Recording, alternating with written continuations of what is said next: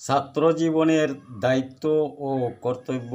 যে ছাত্র দায়িত্ব ও কর্তব্য সে নিজে নিজে বুঝে নিতে পারে, সেই আসল চরিত্রবান ছাত্র।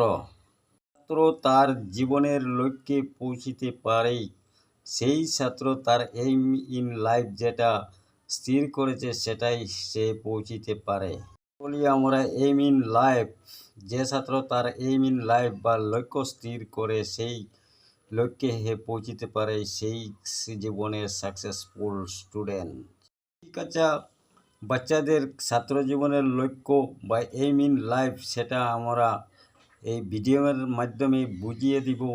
তাই আমার এই ভিডিওটা গার্জেনরা ফলো করো, ছাত্ররা ফলো করো এবং প্রতিদিন একটা দুইটা করে ভিডিও পাবেন, তাহলে একটু না একটু কিছু শিখতে পারবেন।